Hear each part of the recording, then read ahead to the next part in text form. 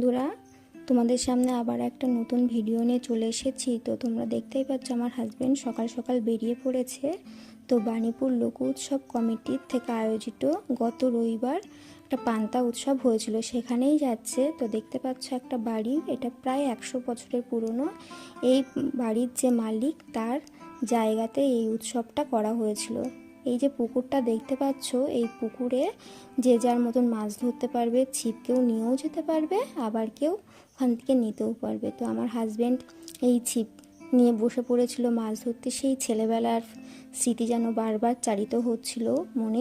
আমাদের সময় তো আর অতটা এসব কিছুই ছিল না, তো আমাদের মাঠে ঘাটে মাছ ধরে ঘুরে বেরিয়ে ঝিলে আমাদের দিনগুলো যাপন হতো। তো সেই রকমই আমার হাজব্যান্ড একটা মাছ ধরে ফেলেছে, দেখতেই পাচ্ছ, ছবিতে দেখতেই পাচ্ছ তোমরা।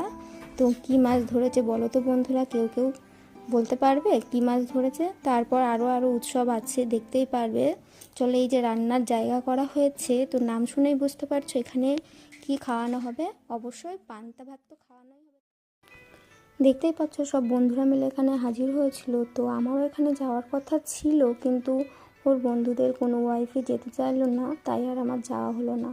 কত সুন্দর এখানে ড্রাগন ফ্রুটসের বাগান দেখতে পাচ্ছ, বেগুন বাগান দেখতে পাচ্ছ। এই প্রকৃতির কোলে নিজেকে নিজের সময় দেওয়াটাই অনেক মূল্যবান, তাই না? এইসব আজকালকার দিনে হারিয়ে গেছে। ছোট ছোট বাচ্চারা আজকাল ইন্টারনেটের দুনিয়ায় পুরো ঘরবন্দি, বাইরে আর কয়জন যেতে পারে? তো এই ছোট্ট ছোট্ট লোক উৎসবগুলোই আমাদের প্রাণ। এই যে পান্তা ভাতের থালা, এখানে দেখতেই পাচ্ছ কত রকম খাবার দেওয়া হয়েছে। তো এইভাবেই পরিবেশন করা হয়েছিল নিজেদের মতন করে।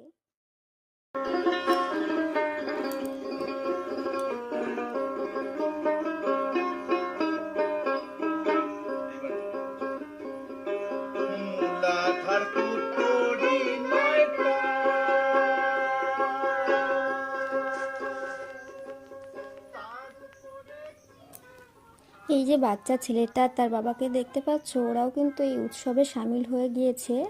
তো এখনকার দিনে এই লোকসঙ্গীত তো হারিয়েই যেতে বসেছে। তার মধ্যে এই ছোট্ট বাচ্চা যে গানটা করছে, এটাই বড় পাওনা। উপযুক্ত বাবার যোগ্য ছেলে যেন। এই প্রকৃতির মাঝে এই যে লোকসঙ্গীত গান, তার সাথে বাজনা, এই যেন আত্মার সাথে মিলে যাওয়া, তাই না? শুনতে কত সুন্দর লাগছে। এটুকুনি বাচ্চা ছেলে এখনকার দিনে তো সবাই অন্য গান, অন্য ধারাতে চলে। তো তার মধ্যে এই যে আমাদের হারিয়ে যাওয়া লোক উৎসব, লোক গান, এসব আর কয়জন গায় বলো? কত সুন্দর করে গাইছে, চলো আমরা শুনি।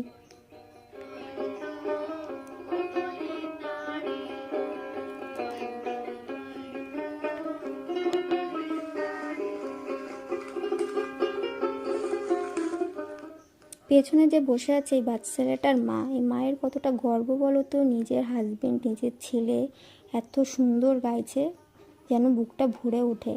আর এই পুকুরের এই মনোরম দৃশ্য, তার মাঝে গান, প্রকৃতির কোলে, এ যেন সেই কোনো এক মনোরম স্বর্গে পাড়ি দেওয়ার মতন। তো আমি ভিডিও কলে দেখেছিলাম, দেখে আমার মনটা এতটা খারাপ হয়ে গিয়েছিল, কেন যে যেতে পারলাম না।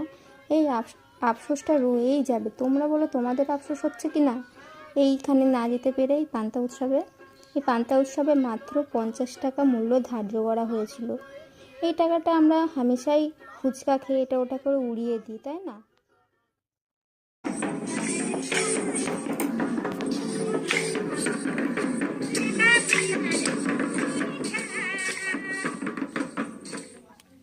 দেখতে পাচ্ছ আমার হাজব্যান্ড এদের সাথে সামিল হয়ে গেছে। কি সুন্দর ওদের সাথে তাল মিলিয়ে মিলিয়ে বাজনা বাজাচ্ছে। লাইফে কিন্তু আমার হাজব্যান্ডের প্রথম টাইম। তো এদের তালে তালে নিজেদের মনও যেন নেচে ওঠে। তার সাথে তো বাজনা আছেই, তাতে একটু তাল কাটুক না, তাতে কি আছে? একটু বেহাল হলে হবে, তাতে দোষ কী? কিন্তু এই যে মানুষগুলো, এগুলো তো আমাদের সংস্কৃতিকেই বয়ে নিয়ে চলছে, যেগুলো প্রায় আমরা হারাতে বসেছি। ভারতবর্ষের এই যে ঐতিহ্য, এইগুলো তো আর আমরা খুঁজে পাবো না কোথাও, একমাত্র এই বাংলায় এই সাঁওতালি নাচ, এই বাজনাগুলো, তাই না? চলো আমরা আরেকটু শুনি কেমন গাইছে, বাজনা বাজছে।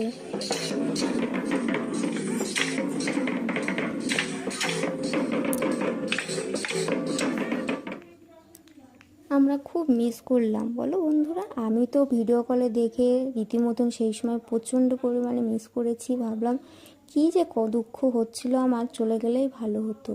তো আজকে এ পর্যন্ত। এই পান্তা উৎসব যদি প্রতি বছর হয় তাহলে আমি তো প্রতি বছর যাব।